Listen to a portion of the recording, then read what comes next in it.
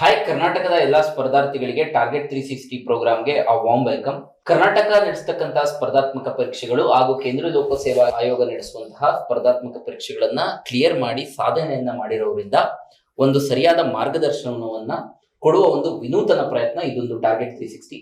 ಈ target 360 from PC to DC ಅಂದ್ರೆ ನಿಮ್ಮ ಸ್ಟೇಟ್ ಸರ್ವಿಸ್ ನಡೆಸತಕ್ಕಂತ ಗ್ರೂಪ್ ಸಿ ಎಕ್ಸಾಮಿನೇಷನ್ಸ್ ಹಾಗೂ UPSC ನಡೆಸತಕ್ಕಂತ ಪರೀಕ್ಷೆಗಳಿಗೆ ಎಲ್ಲಾ ಪರೀಕ್ಷೆಗಳಿಗೂ ಒಂದೇ ಸಿಲೆಬಸ್ ಆಗಿರತಕ್ಕಂತ GS ಕೋರ್ಸ್ ಅನ್ನ ಮಾರ್ಗದರ್ಶನವನ್ನ ನೀಡೋದ್ರ ಸಲುವಾಗಿ ಕರ್ನಾಟಕದ ಸಾಧಕರನ್ನ ಒಂದು ವೇದಿಕೆಯಲ್ಲಿ ತರ್ತಾ ಇದ್ದೇವೆ.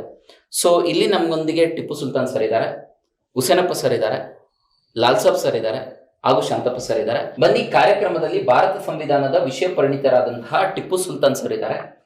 ಸರ್, ಸ್ಪರ್ಧಾತ್ಮಕ ಪರೀಕ್ಷೆಗಳಿಗೆ ಇಂಡಿಯನ್ ಪಾಲಿಟಿ ಎಷ್ಟು ಇಂಪಾರ್ಟೆಂಟ್ ಹಾಗೂ ರೀಸೆಂಟ್ ಯಾವ ತರ ಟ್ರೆಂಡ್ಸ್ ಅಲ್ಲಿ ಎಕ್ಸಾಮ್ಸ್ ಅಲ್ಲಿ ಕ್ವೆಶನ್ಸ್ ಬರ್ತಿದಾವೆ, ಸೊ ನಮ್ಮ ವಿದ್ಯಾರ್ಥಿಗಳಿಗೆ ಯಾವ ರೀತಿ ಪ್ರಿಪರೇಷನ್ ಸ್ಟ್ರಾಟಜಿಯನ್ನ ನೀವು ಸಂವಿಧಾನಕ್ಕೆ ಕೊಡ್ತೀರಾ ಸರ್? ಓಕೆ, ನೋಡಿ, ಕಾಂಪಿಟೇಟಿವ್ ಎಕ್ಸಾಮ್ಸ್ ಒಂದು ಪರ್ಸ್ಪೆಕ್ಟಿವ್ ಇಂದ ನಾವು ಭಾರತ ಸಂವಿಧಾನದ ಸಬ್ಜೆಕ್ಟ್ ಅನ್ನ ವಿಷಯವನ್ನು ನೋಡೋದಾದ್ರೆ ಭಾರತ ಸಂವಿಧಾನದ ವಿಷಯ ವೆರಿ ಇಂಪಾರ್ಟೆಂಟ್ ಸಬ್ಜೆಕ್ಟ್. ಯಾಕಂತ ಹೇಳಿದ್ರೆ ಕಾಂಪಿಟೇಟಿವ್ ಎಕ್ಸಾಮ್ಸ್ ಕ್ವಶನ್ ಪೇಪರ್ ನೀವು ಅನಾಲಿಸಿಸ್ ಮಾಡಿದ್ರೆ ಅದರ ವೇಟೇಜ್ ಅನ್ನು ನೋಡಿದ್ರೆ on on average PSC exam ಒಂದು ಎಕ್ಸಾಂಪಲ್ ನಾನು ತೆಗೆದುಕೊಂಡ್ರೆ 1998 ಇಂದ 2024 ಅಂದ್ರೆ ರೀಸೆಂಟ್ ಆಗಿ 402 ಎಕ್ಸಾಮ್ ವರೆಗೆ ಏನ್ ನಡೆದಿದೆ ಎಕ್ಸಾಮ್, ಆ ಒಂದು ಎಕ್ಸಾಮ್ ಕ್ವಶನ್ ಪೇಪರ್ ನೀವು ಅನಾಲಿಸಿಸ್ ಮಾಡಿದ್ರೆ ಭಾರತ ಸಂವಿಧಾನದಿಂದ ಆನ್ ಆನ್ ಎವರೇಜ್ 15 ಕ್ವಶನ್ಗಳು ಬಂದೇ ಇದಾವೆ. ನೀವು ರೀಸೆಂಟ್ ಆಗಿ 402 ಕ್ವಶನ್ಸ್ ಅಲ್ಲಿ ಎಕ್ಸೆಪ್ಷನ್ ಇರ್ತವೆ, ಅಂದ್ರೆ 402 PSC ಕ್ವಶನ್ ಪೇಪರ್ ಅಲ್ಲಿ ಕೇವಲ 9 ಕ್ವಶನ್ ಬಂದಿದ್ದಾವೆ. ಸೊ ಎಕ್ಸೆಪ್ಷನ್ ಇರ್ತವೆ, ಆದ್ರೆ ಆನ್ ಆನ್ ಎವರೇಜ್ 10 ರಿಂದ 15 ಪ್ರಶ್ನೆಗಳು ಒಂದೇ ವಿಷಯದಿಂದ ಬರ್ತಾ ಇದೆ ಅಂತ ಹೇಳಿದ್ರೆ ಆ ವಿಷಯ ಕಾಂಪಿಟೇಟಿವ್ ಎಕ್ಸಾಮ್ ಪರ್ಸ್ಪೆಕ್ಟಿವ್ ಇಂದ ಎಷ್ಟು ಇಂಪಾರ್ಟೆಂಟ್ ಅಂತ ನಮ್ಗೆ ಅರ್ಥ ಆಗುತ್ತೆ. ಸೊ ಭಾರತ ಸಂವಿಧಾನ ಅಂತಕ್ಕಂತಹ ವಿಷಯ ಏನಿದೆ ಇದು ಬಹಳ ಒಂದು ನಿರ್ದಿಷ್ಟವಾಗಿದೆ. ನಾವು ಯಾವುದನ್ನ ಓದಬೇಕು ಯಾವುದನ್ನ ಓದಬಾರದು ಅನ್ನೋದು ಸ್ಪಷ್ಟವಾಗಿ ನಮ್ಗೆ ಗೊತ್ತಿದೆ. ಹೀಗಾಗಿ ಸರಳವಾಗಿ ಸುಲಭವಾಗಿ ಅಂಕ ಗಳಿಸ್ತಕ್ಕಂಥ ಯಾವುದಾದ್ರೂ ಸಬ್ಜೆಕ್ಟ್ ಇದ್ರೆ ಅದು ಭಾರತ ಸಂವಿಧಾನ. ಆದ್ರೆ ಇಲ್ಲಿ ನಾವು ಗಮನಿಸಬೇಕಾದಂತಹ ಅಂಶ ಏನಪ್ಪಾ ಅಂತ ಹೇಳಿದ್ರೆ ಟ್ರೆಂಡ್ ಇದೇ ರೀತಿ ಇರುತ್ತೆ, ನಾವು ಹೀಗೆ ಓದಬೇಕು. ನಾವು ಮೊದಲೆಲ್ಲ ಓದ್ತಾ ಇದ್ವಿ 2016-14 ಒಂದು PSI ಕ್ವಶನ್ ಪೇಪರ್ ಆಗಿರ್ಲಿ ಅಥವಾ KS ಕ್ವಶನ್ ಪೇಪರ್ ನೀವು ತೆಗೆದು ನೋಡಿದ್ರೆ ಅಥವಾ PC ಎಕ್ಸಾಮ್ ನೋಡಿದ್ರೆ ಅಥವಾ PDO ಎಕ್ಸಾಮ್ ನೋಡಿದ್ರೆ ಆ ಒಂದು ಪ್ರಶ್ನೆ ಪತ್ರಿಕೆಗಳಲ್ಲಿ ಕೇಳ್ತಕ್ಕಂತಹ ಪ್ರಶ್ನೆಯ ಸ್ವರೂಪ, ಕ್ವಶನ್ ಪೇಪರ್ ನೇಚರ್ ಬದಲಾಗಿದೆ. ಯಾವ ರೀತಿ ಬದಲಾಗಿದೆ? ರೀಸೆಂಟ್ ಆಗಿ ತಾವೆಲ್ಲ ನೋಡಿದಿರಾ 402 PSI ಕ್ವಶನ್ ಪೇಪರ್ ನೀವು ಅನಾಲಿಸಿಸ್ ಮಾಡಿದ್ರೆ ಭಾರತ ಸಂವಿಧಾನ ಒಂದು ಎಕ್ಸಾಂಪಲ್ ತಗೊಳ್ತಾ ಇದ್ದೀನಿ ನಾನು. ಭಾರತ ಸಂವಿಧಾನದ ವಿಷಯದ ಮೇಲೆ ಒಟ್ಟು 9 ಕ್ವಶನ್ಸ್ ಕೇಳಿದ್ದಾರೆ. ಆ 9 ಕ್ವಶನ್ಸ್ ಅಲ್ಲಿ 5 ಪ್ರಶ್ನೆಗಳು ಸ್ಟೇಟ್ಮೆಂಟ್ ಬೇಸ್ಡ್ ಕ್ವಶನ್ಸ್ ಬಂದಿದ್ದಾವೆ ಮತ್ತು 4 ಕ್ವಶನ್ ಸಿಂಪಲ್ ಡೈರೆಕ್ಟ್ MCQs. ಅಂದ್ರೆ ಇದ್ರ ಅರ್ಥ ಏನಪ್ಪಾ ಅಂತ ಹೇಳಿದ್ರೆ ನಾನು ಹೀಗೆ ಓದಬೇಕು, ಸಿಂಪಲ್ MCQನೇ ನಾನು ಸ್ಟಡಿ ಮಾಡ್ತೇನೆ, ಹೀಗೆ ಓದಿದ್ರೆ ಹೀಗೆ ನಾನು ಸುಲಭವಾಗಿ ನಾನು ಕ್ಲಿಯರ್ ಮಾಡ್ತೇನೆ ಅಂತ ಹೇಳಿದ್ರೆ ಆ ಒಂದು ಸಮಯ ಈಗಿಲ್ಲ. ಸಮಯ ಬದಲಾಗಿದೆ. ಸಮಯಕ್ಕೆ ತಕ್ಕ ಹಾಗೆ ನಾವು ಬದಲಾವಣೆ ಮಾಡ್ಕೋಬೇಕಾಗತ್ತೆ. ಸ್ಟೇಟ್ಮೆಂಟ್ ಬೇಸ್ಡ್ ಕ್ವಶನ್ ಬಂದ್ರು ಕೂಡ ನಾನು ಆನ್ಸರ್ ಮಾಡ್ತೇನೆ, ಸಿಂಪಲ್ ಡೈರೆಕ್ಟ್ MCQ ಬಂದ್ರು ಕೂಡ ನಾನು ಅದನ್ನ ಆನ್ಸರ್ ಮಾಡ್ತೀನಿ ಅಂತಕ್ಕಂಥ ಕೆಪಾಬಿಲಿಟಿ ಇದ್ದಾಗ ಮಾತ್ರ ನಾವು ಕಾನ್ಫಿಡೆಂಟ್ ಆಗಿ ಎಕ್ಸಾಮ್ ಅನ್ನು ಎದುರಿಸಲಿಕ್ಕೆ ಸಾಧ್ಯ. ಸೊ ನಾನು ಯಾವಾಗ್ಲೂ ವಿರಾಟ್ ಕೊಹ್ಲಿ ಅವರ ಉದಾಹರಣೆ ಕೊಡ್ತಾ ಇರ್ತೇನೆ. ನೋಡಿ, ವಿರಾಟ್ ಕೊಹ್ಲಿ ಒಬ್ಬ ಅತ್ಯುತ್ತಮ ಕ್ರಿಕೆಟ್ ಪ್ಲೇಯರ್, ಆಟಗಾರ. ಆ ವಿರಾಟ್ ಕೊಹ್ಲಿಯನ್ನ ನೀವು ಟೆಸ್ಟ್ ಕ್ರಿಕೆಟ್ ಆಡಿಸಿ, ಒನ್ ಡೇ ಮ್ಯಾಚ್ ಆಡಿಸಿ, T20 ಕ್ರಿಕೆಟ್ ಆಡಿಸಿ, ಪಂದ್ಯ ಆಡಿಸಿ, ಈ ಎಲ್ಲಾ ಪಂದ್ಯಗಳಲ್ಲೂ ಕೂಡ ತನ್ನ ಒಂದು ಸಾಮರ್ಥ್ಯವನ್ನ ಪ್ರದರ್ಶನ ಮಾಡತಕ್ಕಂತಹ ಸಾಮರ್ಥ್ಯ ವಿರಾಟ್ ಕೊಹ್ಲಿ ಇದೆ. ಅಂದ್ರೆ ಯಾವುದೇ ಫಾರ್ಮ್ಯಾಟ್ ಇರಲಿ ನಾನು ನನ್ನ ಬೆಸ್ಟ್ ಪರ್ಫಾರ್ಮೆನ್ಸ್ ನಾನು ಮಾಡ್ತೀನಿ ಅಂತಕ್ಕಂಥ ಕಾನ್ಫಿಡೆನ್ಸ್ ವಿರಾಟ್ ಕೊಹ್ಲಿ ಇದೆ. ಅಂದ್ರೆ ನಾವು ಎಲ್ಲಾ ಫಾರ್ಮ್ಯಾಟ್ ಅಲ್ಲಿ ನಾವು ಆಡ್ತೇವೆ, ಚೆನ್ನಾಗಿ ನಾವು ಪ್ರದರ್ಶನ ಮಾಡ್ತೀವಿ ಅಂತಕ್ಕಂಥ ಕಾನ್ಫಿಡೆನ್ಸ್ ಬಂದಾಗ ಮಾತ್ರ ಇದು ಸಾಧ್ಯ. ನಾನು ಇದನ್ನ ಯಾಕೆ ಹೇಳ್ತಾ ಇದ್ದೀನಿ ಅಂತ ಹೇಳಿದ್ರೆ ಕ್ವಶನ್ ಪೇಪರ್ ಯಾವುದೇ ರೀತಿ ಬರಲಿ, ನೋಡಿ, ಬಾಲರ್ ಈಗ ಕ್ವಶನ್ ಪೇಪರ್ ಅಲ್ಲಿ ಕ್ವಶನ್ ತೆಗಿತಕ್ಕಂತ ವ್ಯಕ್ತಿ ಯಾವ ತರ ಅಂತ ಹೇಳಿದ್ರೆ ನಾನು ಬಾಲರ್ಗೆ ಹೋಲಿಸ್ತೇನೆ. ಬಾಲ್ ಯಾವುದೇ ತರ ಬರಲಿ ಆ ಬಾಲ್ ಅನ್ನ ಬೌಂಡ್ರಿಗೆ ದಾಟಾಯಿಸ್ತಕ್ಕಂತ ಒಂದು ಗುರಿ ನಮ್ಮಲ್ಲಿ ಇರಬೇಕು. ಕ್ವಶನ್ ಯಾವುದೇ ರೀತಿ ಕೇಳಿ, ಅವನು ಸ್ಟೇಟ್ಮೆಂಟ್ ಬೇಸ್ ಬರಲಿ, ಡೈರೆಕ್ಟ್ MCQ ಬರಲಿ, ಅದನ್ನ ಸಾಲ್ವ್ ಮಾಡ್ತಕ್ಕಂಥ ಕೆಪಾಬಿಲಿಟಿ ನಾವು ಬಿಲ್ಡ್ ಮಾಡಬೇಕು. ಅದು ನಮಗೆ 402 PSI ಕ್ವಶನ್ ಪೇಪರ್ ಬಂದಿದೆ. ಆ ಒಂದು ಇದರಿಂದ ನಾವು ಅದನ್ನ ಆ ಒಂದು ವಿಶ್ಲೇಷಣೆಯಿಂದ ಅರ್ಥ ಮಾಡ್ಕೋಬಹುದು. ಮತ್ತೆ ಇನ್ನೊಂದು ವಿಚಾರ ಏನಪ್ಪಾ ಅಂತ ಹೇಳಿದ್ರೆ ಯಾವುದೇ ಒಂದು ಎಕ್ಸಾಮ್ ತೆಗೆದುಕೊಂಡಾಗ ಕ್ವಶನ್ ಪೇಪರ್ ನೀವು ಅನಾಲಿಸಿಸ್ ಮಾಡಿದಾಗ ಆ ಒಂದು ಕ್ವಶನ್ ಪೇಪರ್ ಅಲ್ಲಿ ರಿಪೀಟೆಡ್ ಆಗಿರ್ತಕ್ಕಂಥ ಟಾಪಿಕ್ಸ್ ಇರ್ತವೆ. ನಾನು ಇದನ್ನ ಯಾಕೆ ಹೇಳ್ತಾ ಇದ್ದೇನೆ ಅಂತ ಹೇಳಿದ್ರೆ ರೀಸೆಂಟ್ ಆಗಿ ನೀವು 2024 ಒಂದು KS ಪ್ರಿಲಿಮ್ಸ್ ಎಕ್ಸಾಮ್ ಅನ್ನ ನೀವು ತೆಗೆದುಕೊಂಡ್ರೆ KS ಪ್ರಿಲಿಮ್ಸ್ ಎಕ್ಸಾಮ್ ಅಲ್ಲಿ ಅಮೆಂಡ್ಮೆಂಟ್ ಅಂತಕ್ಕಂಥ ಒಂದು ಟಾಪಿಕ್ ಭಾರತ ಸಂವಿಧಾನದ ವೆರಿ ಇಂಪಾರ್ಟೆಂಟ್. ಅಮೆಂಡ್ಮೆಂಟ್ ಗೆ ಸಂಬಂಧಪಟ್ಟಂತ ಕ್ವಶನ್ ಇದೆ. ಅದೇ ರೀತಿ ನೀವು 20ರಲ್ಲಿ KS ಪರೀಕ್ಷೆ ನಡೆದಿತ್ತು. ಈಗ ಅಮೆಂಡ್ಮೆಂಟ್ ಅಂತ ಕ್ವಶನ್ ಬಂದಿದ ತಕ್ಷಣ ಸುಮಾರು ಅಮೆಂಡ್ಮೆಂಟ್ ಇದಾವೆ. That is 106 amendments. Yes 106 amendments ನ ಹೆಂಗ್ ಸರ್ ನೆನ್ಪಿಟ್ಕೊಳ್ಳೋದು? ಎಸ್ ನೋಡಿ, that's the basic question. Even ನಮಗೂ ಪ್ರಿಪರೇಷನ್ ಮಾಡ್ಬೇಕಂತ ಹೇಳಿದಾಗ ಬರೋದು. ಎಸ್ ಹಾಗಿದ್ರೆ ವಿಚಾರದ ಮೇಜರ್ ಹೆಂಗ್ ನೆನ್ಪಿಟ್ಕೊಳ್ಳೋದು? ಎಸ್ ಇದು ಬಹಳ ಗೊಂದಲ ಇರುತ್ತೆ. ಅನೇಕ ಆಕಾಂಕ್ಷಿಗಳಲ್ಲಿ ಸ್ಪರ್ಧಾರ್ಥಿಗಳಲ್ಲಿ ಓದುವಂತ ಸಂದರ್ಭದಲ್ಲಿ, ತಯಾರಿ ನಡೆಸ್ತಕ್ಕಂಥ ಸಂದರ್ಭದಲ್ಲಿ ಒಂದು ಗೊಂದಲ ಏನಪ್ಪಾ ಅಂತ ಹೇಳಿದ್ರೆ, ನನಗೆ ಎಲ್ಲವೂ ನೆನಪಲ್ಲಿ ಇಟ್ಕೋಬೇಕಾ ಅಥವಾ ಕೆಲವೊಂದಿಷ್ಟನ್ನು ಮಾತ್ರ ನೆನಪಲ್ಲಿ ಇಟ್ಕೋಬೇಕಾ ಅಂತಕ್ಕಂಥದ್ದು. ಸೊ ಈ ಒಂದು ಪ್ರಶ್ನೆಗೆ, ಈ ಗೊಂದಲಕ್ಕೆ ಸರಿಯಾದಂತ ಉತ್ತರ, ಸ್ಪಷ್ಟತೆ ಏನಪ್ಪಾ ಅಂತ ಹೇಳಿದ್ರೆ PYQs. ಹಿಂದಿನ ಪ್ರಶ್ನೆ ಪತ್ರಿಕೆಗಳನ್ನ ನೀವು ಅನಾಲಿಸಿಸ್ ಮಾಡಿದ್ರೆ, ಭಾರತ ಸಂವಿಧಾನ ಸಂಬಂಧಪಟ್ಟಂತ ಪ್ರಶ್ನೆಗಳು ಯಾವ ರೀತಿ ಬಂದಿದಾವಂತ ನೀವು ಅದನ್ನ ಫೋಕಸ್ ಮಾಡಿ ಅನಾಲಿಸಿಸ್ ಮಾಡಿದ್ರೆ ನಿಮಗೆ ಗೊತ್ತಾಗುತ್ತೆ. ಅಂದ್ರೆ ಎಲ್ಲಾ ತಿದ್ದುಪಡಿಗಳು ಇಂಪಾರ್ಟೆಂಟ್ ಅಲ್ಲ, ಕೆಲವೊಂದು ತಿದ್ದುಪಡಿಗಳು ಮಾತ್ರ ಇಂಪಾರ್ಟೆಂಟ್ ಅನ್ನೋದು ನಮ್ಗೆ ಗೊತ್ತಾಗುತ್ತೆ. ಫಾರ್ ಎಕ್ಸಾಂಪಲ್ 42ನೇ ತಿದ್ದುಪಡಿ ಭಾರತದ ಒಂದು ಮಿನಿ ಸಂವಿಧಾನ ಅಂತ ಹೇಳ್ತೇವೆ. 42ನೇ ತಿದ್ದುಪಡಿ ಅನೇಕ ಒಂದು ವಿಚಾರಗಳನ್ನ ಆ ತಿದ್ದುಪಡಿ ಮುಖಾಂತರವಾಗಿ ಸೇರ್ಪಡೆಯನ್ನ ಮಾಡಿದ್ದಾರೆ. ಅದೇ ರೀತಿ ರೀಸೆಂಟ್ ಆಗಿ ಕೇಳಿರ್ತಕ್ಕಂಥ ನೋಡಿ, ಸ್ಟ್ಯಾಟಿಕ್ ಸಬ್ಜೆಕ್ಟ್ಗೂ ಕೂಡ ಕರೆಂಟ್ ಅಫೇರ್ ಲಿಂಕ್ ಮಾಡಿ ಎಕ್ಸಾಮ್ ನಲ್ಲಿ ಕೇಳ್ತಾರೆ. ಅದು ನಮ್ಗೆ ಗೊತ್ತಿರಬೇಕು. ಯಾವ ರೀತಿ ಅಮೆಂಡ್ಮೆಂಟ್ ಅಂತಕ್ಕಂಥದ್ದು ಸ್ಟ್ಯಾಟಿಕ್ ಸಬ್ಜೆಕ್ಟ್. ರೀಸೆಂಟ್ ಆಗಿ ಏನ್ ಕರೆಂಟ್ ಅಫೇರ್ ಡೆವಲಪ್ಮೆಂಟ್ ಆಗಿದೆ, ಯಾವ ಅಮೆಂಡ್ಮೆಂಟ್ ಆಗಿದೆ, 106 ಅಮೆಂಡ್ಮೆಂಟ್ ಆಗಿರಬಹುದು. ಇತ್ತೀಚೆಗೆ ಮಾಡಿರ್ತಕ್ಕಂಥ ಅಮೆಂಡ್ಮೆಂಟ್ ಗಳ ಬಗ್ಗೆ ಕ್ವಶನ್ ಕೇಳ್ತಾರೆ. ಅಮೆಂಡ್ಮೆಂಟ್ ಅಂತ ಹೇಳಿದ್ರೆ 1ನೇ ಅಮೆಂಡ್ಮೆಂಟ್ ಇಂದ ಹಿಡಿದು ನಾನು 106, 110 ಎಷ್ಟು ಆಗಿದಾವೋ ಅಷ್ಟೆಲ್ಲ ಅಮೆಂಡ್ಮೆಂಟ್ ಅನ್ನು ಓದ್ತೀನಿ ಅಂತ ಹೇಳಿದ್ರೆ ಅದು ಹುಂಬತನ. ನೋಡಿ, ನೀವು ಕರೆಂಟ್ ಅಂದಿದ ತಕ್ಷಣ I got Husenappa sir, current affairs ಅಲ್ಲಿ ಚಾಪು ಮೂಡಿಸಿರುವಂತದ್ದು. ಅಂದ್ರೆ ಎವ್ರಿ ಡೇ ತುಂಬಾ ಕನ್ಸಿಸ್ಟೆಂಟ್ ಆಗಿ ಕರೆಂಟ್ ಅಫೇರ್ಸ್ ನ ಮಾಡ್ತಾರೆ. ಈಗ ಪಾಲಿಟಿ ಅಂದಿದ ತಕ್ಷಣ ಕರೆಂಟ್ ಅಫೇರ್ಸ್ ಥೀಮ್ ಅಲ್ಲಿ ಓದ್ಕೋಬೇಕಂತ ಅಂದ್ವಿ ಸರ್. ಹಾಗಿದ್ರೆ current affairs is one of the major important. Current affairs ಹೆಂಗ್ ಸರ್ ಅಪ್ರೋಚ್ ಮಾಡೋದು? ಈಗ ಹಿಂದೂ ಇದೆ, ಮಲ್ಟಿಪಲ್ ನ್ಯೂಸ್ ಪೇಪರ್ಸ್ ಇದೆ, ಮ್ಯಾಗಝಿನ್ಸ್ ಇದೆ, ಮಲ್ಟಿಪಲ್ ಮ್ಯಾಗಝಿನ್ಸ್. ಎಲ್ಲದನ್ನು ಓದಬೇಕು, ನೆನ್ಪಿಟ್ಕೋಬೇಕು ಅಂದ್ರೆ sir it's very difficult. Exams ಅಲ್ಲಿ ಇವಾಗ ನೀವು ಕ್ಲಿಯರ್ ಮಾಡಿದಿರ ಸುಮಾರು ಎಕ್ಸಾಮ್ಸ್, ಎಲ್ಲ ಹೆಂಗ್ ಸರ್ ನೆನ್ಪಿಟ್ಕೊಳ್ಳೋದು? ಈಗ ಕರೆಂಟ್ ಅಫೇರ್ಸ್ ಹೆಂಗ್ ಓದೋದು? ಎಲ್ಲಾ ನ್ಯೂಸ್ ಪೇಪರ್ಸ್ ಓದ್ಬೇಕಾ, ಮ್ಯಾಗಝಿನ್ಸ್ ಓದ್ಬೇಕಾ, ಎಲ್ಲ ಬೈ ಹಾರ್ಟ್ ಹೊಡಿಬೇಕಾ? What is your approach for current affairs? By heart ಹೊಡೆಯಂಗಿಲ್ಲ, ಬಟ್ ಪ್ರಚಲಿತ ಘಟನೆಗಳನ್ನು ಸ್ಟಡಿ ಮಾಡ್ಬೇಕಂದ್ರೆ ಫಸ್ಟ್ ನಮ್ಮ ಹತ್ರ ಹಳೆ ಪ್ರಶ್ನೆ ಪತ್ರಿಕೆ ಅತ್ಯಂತ ಇಂಪಾರ್ಟೆಂಟ್. ಹಳೆ ಪ್ರಶ್ನೆ ಪತ್ರಿಕೆಗಳು ಸರಿಯಾಗಿ, ಅಂದರೆ ಈಗ ರೀಸೆಂಟಾಗಿ KPSC ಆಗಲಿ, ಇಲ್ಲ UPSC ಆಗಲಿ, ಇಲ್ಲ KE ಆಗಲಿ, ಎಲ್ಲ ಪ್ರಶ್ನೆ ಪತ್ರಿಕೆಗಳಲ್ಲಿ ಪ್ರಚಲಿತ ಘಟನೆಗಳಿಗೆ ಸಂಬಂಧಪಟ್ಟಂತೆ ಯಾವ ರೀತಿ ಪ್ರಶ್ನೆಗಳು ಬಂದವ ಫಸ್ಟ್ ಅದನ್ನು ನಾವು ಗಮನಿಸ್ಬೇಕಾಗ್ತದೆ. ಈಗ ಟಿಪ್ಪು ಸುಲ್ತಾನ್ ಅವರು ಹೇಳಿದರು, ಭಾರತದ ಸಂವಿಧಾನವನ್ನು ಏನು ಸುದ್ದಿಯಲ್ಲಿರೋಂಥ ವಿಷಯಗಳ ಬಗ್ಗೆ ಸ್ಟಡಿ ಮಾಡಬೇಕು. ಎಕ್ಸಾಂಪಲ್, ಈಗ ಆಂತರಿಕ ತುರ್ತು ಪರಿಸ್ಥಿತಿ ಜಾರಿಯಾಗಿ 50 ವರ್ಷ ಆಯಿತು. ಅಂದರೆ ಅದಕ್ಕೂ ಪ್ರಚಲಿತ ಘಟನೆಯಲ್ಲಿ ಬರ್ತದೆ. ಆಂತರಿಕ ತುರ್ತು ಪರಿಸ್ಥಿತಿ ಜಾರಿಯಾಗಿದ್ದು 1975 ಜೂನ್ 25ಕ್ಕೆ ಜಾರಿಯಾಗಿರ್ತದೆ. ಈಗ ಸದ್ಯಕ್ಕೆ 50 ವರ್ಷ ಮುಗೀತು. ಅದ್ರ ಬಗ್ಗೆ ಸುದ್ದಿಯಲ್ಲಿ ಇತ್ತಲ್ಲ, ಅವಾಗ ನಾವು ಆಂತರಿಕ ತುರ್ತು ಪರಿಸ್ಥಿತಿ ಬಗ್ಗೆ ಪರ್ಫೆಕ್ಟಾಗಿ ತಿಳ್ಕೊಬೇಕು. ಅದು ಪ್ರಚಲಿತ ಘಟನೆ. ಮತ್ತು ಆ ಪ್ರಚಲಿತ ಘಟನೆಗಳಂತ ಕೊಟ್ಟರೆ ನಾವು ಇಂಟರ್ನ್ಯಾಷನಲ್ ಆಗಿರ್ಬೋದು, ನ್ಯಾಷನಲ್ ಆಗಿರ್ಬೋದು, ಇಲ್ಲ ಸ್ಟೇಟ್ ಲೆವೆಲ್ ಆಗಿರ್ಬೋದು. ಎಕ್ಸಾಂಪಲ್, ಈಗ ಮೊನ್ನೆ ರೀಸೆಂಟಾಗಿ ಒಂದು ಇಂಟರ್ನ್ಯಾಷನಲ್ ಬಿಗ್ ಕ್ಯಾಟ್ ಅಲಿಯನ್ಸ್ ಬಗ್ಗೆ ಒಂದು ಸಭೆ ನಡೀತು. ಎಲ್ಲಿ ಅಂತ ಕೊಟ್ಟರೆ ಈಗ ದೆಹಲಿಯಾಗ 2025 ಜೂನ್ 14 ನಡೀತಲ್ಲ, ಅದು ಎಲ್ಲಿ ನಡೆದ ಸಭೆ ಅಷ್ಟೇ ಓದೋದಲ್ಲ, ಆ ಸಭೆ ಬಗ್ಗೆ ಸಂಪೂರ್ಣ ಮಾಹಿತಿ ಗೊತ್ತಿರ್ಬೇಕು ನಮಗೆ. ಅಂದರೆ ಇಂಟರ್ನ್ಯಾಷನಲ್ ಬಿಗ್ ಕ್ಯಾಟ್ ಅಲಿಯನ್ಸ್ಗೆ ಸಂಬಂಧಪಟ್ಟ ಹೇಳಿಕೆಗಳನ್ನು ಪರಿಶೀಲಿಸಿ ಅಂತ ಕೊಡ್ತಾನೆ.